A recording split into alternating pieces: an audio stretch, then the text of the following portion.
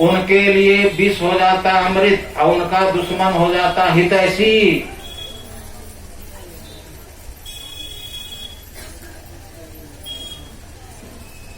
मीराबाई इसका उदाहरण, जीता जागता उदाहरण। छोटी बच्ची थी मीराबाई, गांव में आई थी बारात, मां ले गई थी दिखाने और बोली कि बेटी देखो दुल्हा को। मीरा पूछती है गोद में लेके गई थी मीरा, किनका दुल्हा है? तो मां कहती है फलानी दीदी की शादी हो रही है ना, उन्हीं का दुल्हा। तो मीरा पूछती है मां से कि मेरा दुल्हा कौन? तो छोटी बच्ची इस तरह से बोल गई। मां उसको बहलाने फुसलाने के लिए कह दिया तुम्हारा दुल्हा कृष्ण भगवान, तुम्हारा दुल्हा कृष्ण भगवान। बस कच्चे दिमाग में बात बैठ गई। जिनको जैसा होना होता है बच्चे से उनको ऐसा संयोग मिलता है। उधर एक साधु बाबा आए थे, उनके पास भगवान श्री कृष्ण की मूर्ति थी। मीरा रो के मूर्ति ले लेती है, मेरे दूल्हा को आप कहे रखिएगा, मेरे को दे दीजिए। वो भी ऐसे की दैये दिए। बचपन से कृष्णोपासका बन गई। विवाह के समय दूल्हा के साथ फेरा जो लगाते हैं ना, तो मूर्ति को ले ली, मूर्ति के साथ फेरा, कृष्ण भगवान की मूर्ति के साथ फेरा लगा। विदा में डोली में बैठ के उदास है। माँ ने कहा पिता ने कितना कितना दिया, अभियो ने मन भरा है तो बोलना और क्या चाहिए, उदास का है। तो कहती है कि असली चीज तो मिल गई नहीं। क्या असली चीज? कृष्ण भगवान की मूर्ति वहीं रह गई। दीरी माई मोको श्री गोपाल, भगवान कृष्ण की मूर्ति भी डोली में रख दिया। ससुराल गई तो ससुराल की महिलाएं इधर पूजो, इधर प्रणाम करो, ये फलाना देव, ये फलानी देवी। इन्होंने साफ कह दिया मेरे तो गिरधर गोपाल दूसरो न कोई। और यह मत समझिए कि मैं आपके बेटे से विवाह किया। अरे जाके सिर मोर मुकुट मेरो पति सोई, जिसके सिर पर मोर पंख का मुकुट है ना, वो मेरा पति है।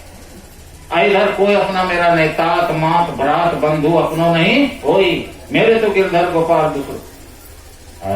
कैसी लड़की है, आके जवाब देने में। भजन बना बना के पति को गा गा के सुनाती थी। पति बहुत खुश थे, सौभाग्य से देवी भगवती मिली, लेकिन कम ही समय तक रह पाए। तब देवर वह बैठा गद्दी पर और फरमान निकाल दिया कि मीरा सत्संग नहीं कर सकती है। विधवा होके जहां तहां जाती है और तो और कृष्ण की मूर्ति के सामने नाचती है। अब मेरे कुल खानदान का रिवाज है कि अपना ही बंगला है वहां नहीं जाना है। उसके तो अंतःपुर है ना महिलाओं के लिए, अपना ही बंगला है, बंगलापुर नहीं जाना है। जहां तहां और तो और हर काम नाक कटाने वाला करती है। काशी में एक से एक विद्वान ब्राह्मण पंडित, और उनको गुरु नहीं करके चमार को गुरु धारण किया, रैदास को। जो जाति का भी चमार, अब काम भी चमार, जूता बनाता है, अब भी बनाता है। सत्संग नहीं कर सकती है मीरा। मीरा ने कहा मुझको कुल खानदान के रिवाज से मतलब नहीं है। छाड़ दिन ही कुल की कहानी, क्या करी है कोई, सत्संग में बैठ बैठ लोक लाज कोई, क्योंकि मेरे तो गिरधर गोपाल दूसरो न कोई। राणा समझ गया कि अब इसको मरवाइए देने से बढ़िया रहेगा। सफेरा को कहा जितना विषैला नाग तुम दे सकता है डसे और मर जाओ, जितना धन लेना है तो। एक विषैला सांप दिया, खास तरह के डिब्बा में। सांप वाला पिटारा हमने ना, तब तो हम समझेगी कि सांप वाला पिटारा सांप है क्या है। खास तरह का डिब्बा। सांप को देख एक सिपाही को कहा जाओ मीरा को कहना मैं गया था पूजा करने, अब भगवान की मूर्ति पर हार चढ़ा के ले आया हूं, मीरा पहन लेगी। वो किसी तरह से पकड़ करते थरथराते हुए जा रहा था। कैसा पाको देखा, और वहां जाके मीरा के हाथ में दिया और पहले 10 डेग पीछे हटा, तब बोला। कहा कि तुरंते बोलेंगे, कहीं तुरंते डिब्बा खोले गया हृदय सपा पपा जाता। पहले सुरक्षा उसने की अपनी। तब कहा कि उसमें हार है, राणा जी गए थे पूजा करने, आपके लिए चढ़ा के ले आए, कृष्ण भगवान की मूर्ति पर ले आए हैं हार। पहनने बोले, हाँ ऐसी बात है। प्रणाम करती है डिब्बा को, पिटारा को। अब खोलती हैं तो सही में बहुत अच्छा हार पहन लेती है। अब भगवान की याद में खूब नाचने लगती है, क्योंकि वो तो जान ही रही थी कि राणा दिया था ना, ये भगवान की कृपा से हुआ है। हाँ, भगवान के प्रति और प्रेम बढ़ गया, खूब मस्ती में नाचने लगी। ये सोचा कि उसमें हार भी होगा, सांपो होगा, अब सांप निकलेगा। लेकिन जब सांप नहीं निकला बहुत देर तक, तब धीरे धीरे जाके देखता है डिब्बा खाली है। जाके राणा को कहा कि उसमें तो सही में हार था, सांप नहीं था। हाँ? हार था तो हाँ देखिए नाच रही है। बुलाया सपेरा को कि तुम मीरा से मिल गया, तुमको तो बोला था नाग देने के लिए, चल देख तुमने हार दिया, नाच रही है पहन के। सपेरा ने कहा कि इतना कीमती हार जो आप नाग का दाम दिए हैं, उस दाम से इतना कीमती हार हो सकता है? हम तो अपना घर द्वार बेचेंगे तभी हो ना इतना कीमती हार होगा। और यह बताइए, मेरी बात तो छोड़ दीजिए, आप हैं राजा, आपके शाही खजाने में ऐसा कीमती हार है? मैंने नाग दिया था, जितना विषैला नाग दिया था उतना कीमती हार बन गया। ये भक्ति के का चमत्कार है। राजा जी मीरा को भक्ति करने दीजिए। भाग यहाँ से, तुम हमको बुद्धि बजाता, भाग भाग गया। अपने राज वैद्य को कहा जितना हलाहल विष तैयार कर सकता है।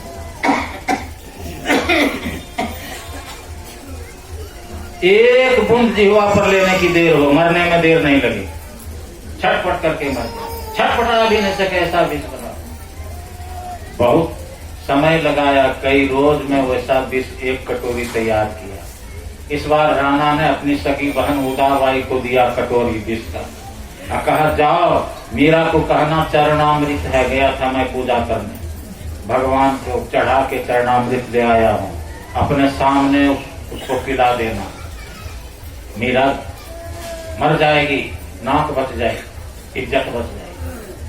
उदाबाई गुनगुनाते झूमते थामते जाती है, भाभी भैया गए थे पूजा करने, आपके लिए चरणामृत ले आए, कृष्ण भगवान पर चढ़ाया हुआ है, पी लेने बोले हैं। ऐसी बात है, चरणामृत लाए तो हाथ में लेती है, और जैसे पीना चाहती है कि उदाबाई को दया लग गई, हाथ पकड़ दिया, भाभी मत पियो, हलाहल विष है, अपने ही राजवैद्य से तैयार किया, है ना? जैसे पियोगी मर जाओगी, एक बूंद जीवा पर जाएगा मर जाओगी, है ना? मीरा कहती है कि राजा का आदेश हुआ है, अगर नहीं पीऊंगी तो राजद्रोही कहलाऊंगी, और भगवान का चरणामृत करके भेजे हैं, भगवान के चरणामृत का भी अपमान हो जाएगा, इसलिए मुझे पीने दो। नहीं भाभी कुछ भी हो, बदनामी हो कि कुछ भी हो, पीने नहीं। अरे छोड़ो मुझको पीने दो। आखिर समूची कटोरी पी गई और कटोरी रख के मस्ती में नाचने लगी। बैठ के मिल उदाबाई रो रही है कि भाभी का अंतिम डांस है, नहीं अंतिम डांस, रो रही। अब बहुत देर तक जब कुछ नहीं हुआ और चेहरा निरखता ही चला गया, निखरता ही चला गया उनका, तब जाके खुशी में कहती है, जैसे गई कि पहले तो भैया ने ही पूछा, राणा ने दिया था रे, हाँ भैया पिया था, हाँ मरी नाच रही, अरे क्या बोलती है, दिया था, हाँ भैया पिया था, तो हाँ मरी नाच रही है, चल के देखिए। आके देखा सही नाच रही। बुलाया राजवैद्य को, तुम भी मीरा से मिल गया, तुमको तो हलाहल विष तैयार करने कहा था, एक बूंद पीने की देर, जीवा पर लेने की देर हो, समूची कटोरी पी के नाच रही है। नहीं हम तो वैसा ही विष, नहीं तुमने विश्वासघात किया है, मैं विश्वासघात नहीं, मैंने ठीक अच्छा ठीक अगर बनाया, क्या यही बनाया कि एक बूंद जीवा पर लेने से मर जाए? तो हाँ, तो पी के जो कटोरी रखी है तो एक दो बूंद तो जरूर संघर गया होगा उसमें। ए सिपाही ला तो इसकी जीवा पर देके देखते हैं। राजवैद ने कहा कि क्या देखिएगा, हम तो मरिए जाएंगे। अब वही तो देखेंगे तुमने विश्वासघात किया कि नहीं, क्या मरता है कि नहीं मरता। कटोरी ला के पिलाई दइए दिया उसके जिहा पे, एक दो बूंद छटपटा के मर गया। उसका परिवार लगा रोने राजा के पास। उदाबाई कहती है कि इसके पास रो के क्या होगा, ये राजा के को क्या क्षमता है, इसके पास रोने से क्या होगा। अगर रोना ही है तो जिस वीरा ने एक कटोरी विष का असर निष्फल कर दिया, वही एक दो बूंद तो भी निष्फल कर सकती है। उसके पास जाओ ना, इसके पास रोने से क्या होगा। तब परिवार के लोग मीरा के पास गए, रोए गिड़गिड़ाए, मीरा ने आशीर्वाद कर दिया, वो राजवैद जिंदा। तब मीरा वहां छोड़ दी। नाग था दुश्मन, हो गया हितैषी ना, और विष हो गया अमृत। भक्ति के प्रभाव से ना, भक्ति के प्रभाव। गरल सुधा सम अरिहित होई, तेहि मणि बिनु सुख पावना होई। सजनों, एक बहुत बड़े महात्मा हो गए, और उनका तो प्रवचन कैसेट में मैं सुना हूं। बोलने से भी, नाम भी बोलने से क्या दिक्कत है। ओशो का तो नाम सब जान रहे हैं। ओशो, हाँ क्या नाम ओशो करते हैं, क्या करते हैं? अच्छा बात। तो उनके प्रवचन में मैं अपने कान से सुना हूं कि अपने यहाँ कुछ भी बनता है तो मिलावट होती है। मीरा ने असली विष नहीं पिया, मिला जुला मिलावट थी, मिलावट थी, उस विष में मिलावट थी, इसलिए मीरा नहीं मरी। विदेशों में असली बनता है। सुकरात ने असली विष पिया था, मर गए। यह है विद्वान की मान्यता। और गुरु महाराज के प्रवचन में मैं पढ़ा हूं कि सुकरात की भक्ति मीरा की तरह होती तो मरते नहीं। किनकी बात माने? विद्वानों का अटकलबाजी। वो खगड़िया बाजार में खरीदा था कि भागलपुर में कि पूर्णिया में, जो मिलावट, वो तो राजवैद से तैयार करवाया था अपने महल में, अपने राज भवन में, कि नहीं, अपने राज में। मिलावट की बात कहां से आ गई? सजनों, व्यापहि मानस रोग न भारी, जिनके बस सब जीव दुखारी।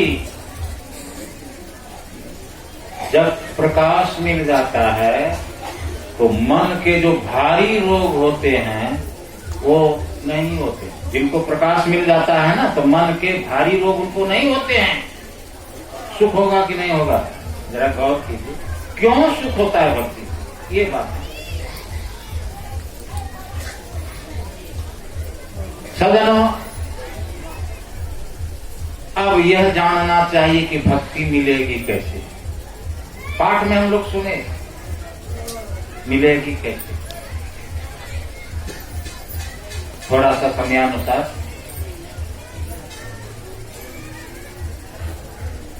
पावन पर्वत वेद पुराना, सब पर गौर कीजिए। पावन पर्वत वेद पुराना, राम कथा रुचिराकर नाना। मर्मी सज्जन सुमति कुदारी, ज्ञान विराग नयन उर्गारी। भाव सहित खोजे जो प्राणी, पाव भगति मणि सब सुख खाने। दुए 3 चौपाई में भक्ति रखी हुई है। वेद पुराण पवित्र पर्वत है, पावन पर्वत वेद पुराना, और उसमें जो अध्यात्म है, राम कथा, सुंदर खान है, और उस खान से भक्ति रूपी मणि निकालनी है। पावन पर्वत वेद पुराना, राम कथा रुचिराकर नाना। अच्छा, खान से मणि जो निकालनी है तो कोई खान में घुसते हैं प्रशिक्षित की अनाड़ी, कोयला खान में ही घुसते हैं कोयला निकालने के लिए। तो ट्रेंड जो होते वो ना, बंगाल कई बार गया सत्संग करने, तो पहले मन में था कि देखे कोयला कैसे निकालते हैं, तो 3 खान में घुस के भीतर जाके देखा था किस तरह से निकालते। मेरे को भी एगो दे दिया टॉर्च, अब बैटरी 5 किलो की, एगो लाठी, माथे पर टोपी, ऐसा टोपी कि 10-5 किलो का गिर जाए, वो क्या नाम है कोयला, तो कोई दिक्कत नहीं। और वहां सबको ना, जो भी गए हैं, रात से भी बेसी अंधार है तो अपना अपना टॉर्च रखिए।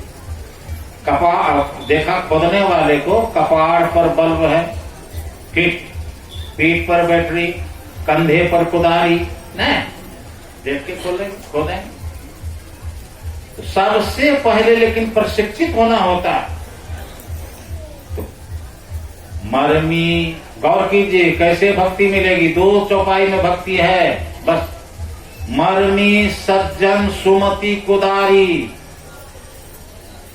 ज्ञान विराग नयन उर्गारी, भाव सहित खोजे जो प्राणी, पाव भगति मन सब सुख खान। सारे सुखों की खानी भक्ति मिल जाती है उनको। कैसे? तो पहले मरमी होना होगा। मरमी माना भेदिया, मरमी माना भेदिया। तो भजन भेद लेंगे तब ना भेदिया। सदगुरु से भजन भेद लेने वाले को भक्ति मिलती है। और क्या? सज्जन, मरमी सज्जन। सज्जन भक्ति करेगा, दुर्जन करेगा। सज्जन कौन? जो झूठ नहीं बोलते, चोरी नहीं करते, नशा नहीं लेते, हिंसा नहीं करते, व्यभिचार नहीं करते, वो महात्मा गांधी जी अव्वल दर्जे के सज्जन, 1 नंबर के सत्यवादी।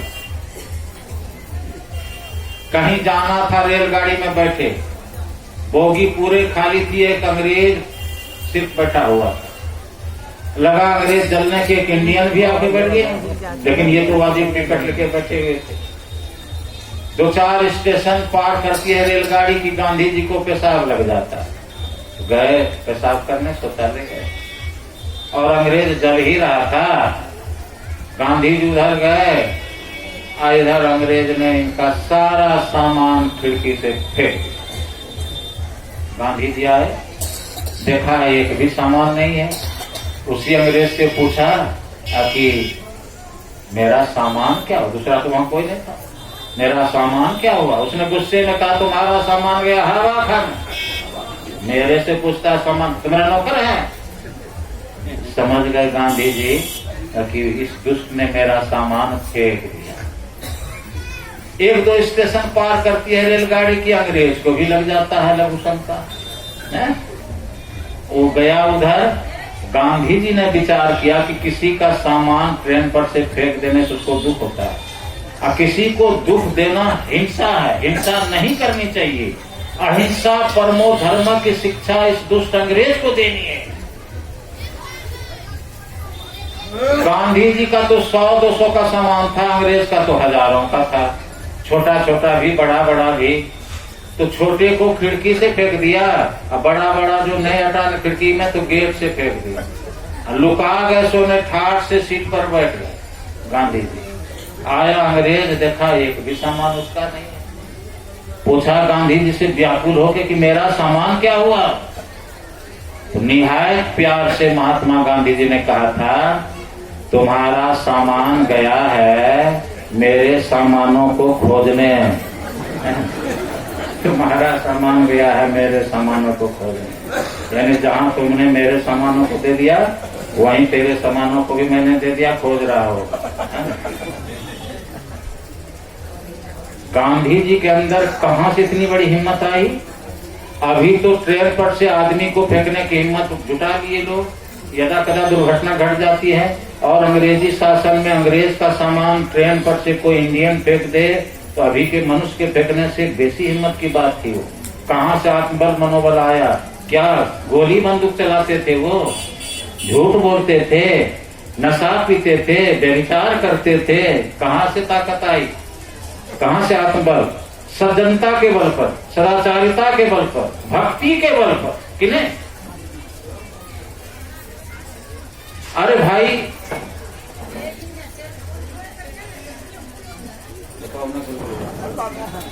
बोलिए प्रेम से। अंग्रेज का सामान ट्रेन पर से फेंका तो क्या फेंका उन्होंने? अंग्रेजी शासन को भारतवर्ष से उखाड़ के फेंक दिया और स्वराज हासिल कर लिया। हमारे अंदर भी अंग्रेजी शासन है। ये काम, क्रोध, लोभ, मोह, मद, मात्सर ये चैन नहीं रहने देते। हम भी अगर सज्जनता को स्वीकारें, हम भी भेदिया बने, गुरु से दीक्षा लें, हम भी ध्यान भजन करें, हम भी उस राम भक्ति रूपी चिंतामणि अंतर प्रकाश को प्राप्त करेंगे, ध्यान साधना करेंगे, भक्ति करेंगे, तो हम भी अपने अंदर की अंग्रेजी शासन को उखाड़ के फेंक देंगे और आत्म तत्व का साक्षात्कार करके ऐसी आजादी हासिल करेंगे कि फिर कभी आवागमन की गुलामी हमको नहीं। ये करना है। मर्मी सज्जन सुमति उदारी, भेदिया सदाचारी, गुरुमुखी सदाचारी, अच्छी बुद्धि की कुदारी से। सुमति कब होगी? जब सत्संग करेंगे। जहाँ सुमति तहाँ संपत्ति नाना, जहाँ कुमति तहाँ विपत्ति। मति की रति गति भूत भलाई, जब जही जतन जहाँ जही पाई, सो जानक सत्संग प्रभाव। सत्संग करने से अच्छी बुद्धि होगी, तो अच्छी बुद्धि की कुदाली से गोड़ेंगे। अच्छा, देख करके की अनमुन जतरा, तब तो गोड़े काट लेंगे। तो देखने के लिए दो आंखें हैं, एक ज्ञान की और दूसरी विराग की। ज्ञान विराग नयन उर्गारी, यह पाठ में आया। काकभूषण गरुड़ से कह रहे हैं ज्ञान और वैराग ये दो नेत्र हैं। देखिए भक्ति किन किन चीजों से मिलती है। हम लोग लगे हुए हैं, कैसे कैसे भक्ति मिलती है? तरह तरह की भक्ति, दलिया चढ़ाने से, सूप चढ़ाने से, केतारी चढ़ाने से, सुथनी तक चढ़ाने से भक्ति मिल जाती है। मोमबत्तियों जलाने से।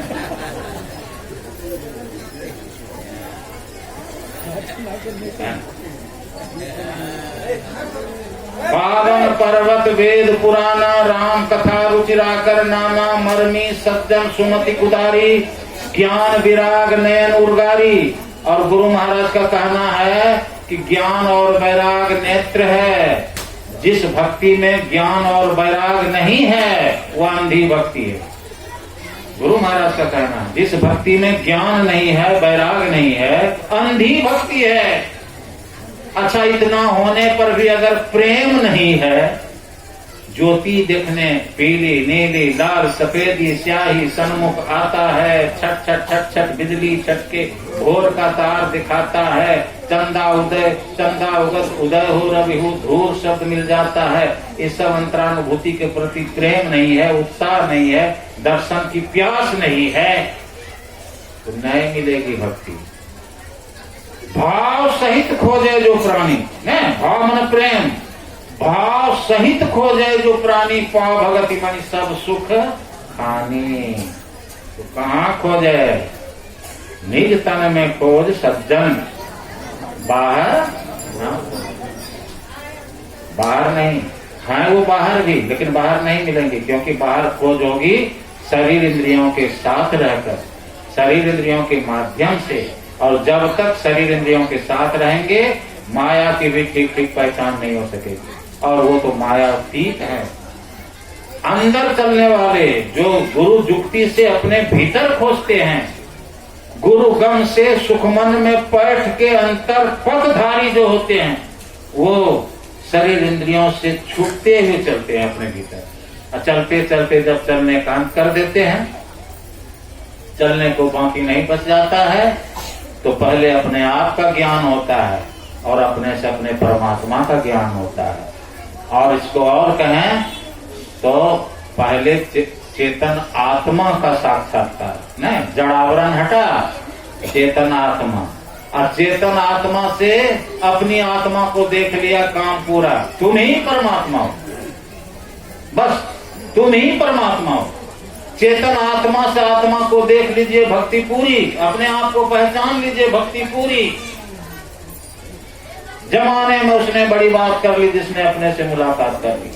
तो अपने अंदर चलेंगे, शरीर इंद्रियों से छूटते हुए चलेंगे, है ना। चलते चलते पूरी तरह से छूटने पर पहचान हो जाएगी, फिर कभी दुख नहीं होगा। हाँ, कैसे खोजना है? दो नैन नजर जोड़ के एक नोक बना के, अंतर में देख सुन सुन अंतर में खोजना, यानी दृष्टि साधन करके। अब ऊंची साधना यह है, एकाएक नहीं हो सकती है, तो पहले खूब मानस जप करो, जाप हो और आप हो, और फिर मानस ध्यान में धुंधला ही सही एक बार अवश्य इस मूर्ति का दर्शन हो जाए, मनोमय रूप का मानस दृष्टि से दर्शन हो जाए। अतः दो नैन बीचों बीच सन्मुख एक टक देखत रहो, आप ही वह बिंदु झल के पट गिरा निरखत रहो। दोनों आंखों के बीच सामने ठीक टकटकी लगा के देखते रहना है, अपने बिंदु दिखाई पड़ेगा, मन से नहीं बनाना। हील डोल तजी सूरत थिर करी, प्रणव तार उगाइए। गुरु महाराज कहते हैं शरीर का हिलना बंद हो और सूरत का भी हिलना बंद हो। सूरत स्थिर करो, शरीर का हिलना बंद हो, उस प्रणव तार को इस तरह से उगाओ साधना करके, है ना।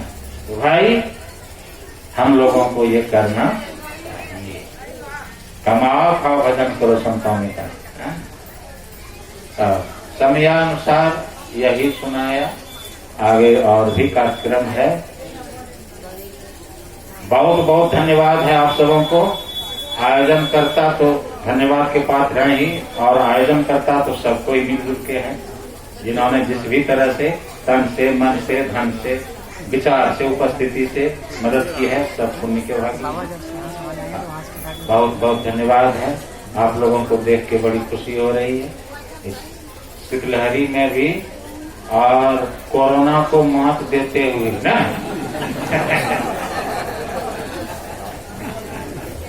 आए हैं, बड़ी बढ़िया बात। बहुत बहुत गुरु महाराज की कृपा बनी रहे, यही मेरी हार्दिक शुभकामना है। बोलिए प्रेम से श्री सद्गुरु महाराज की जय। महाराज की जय।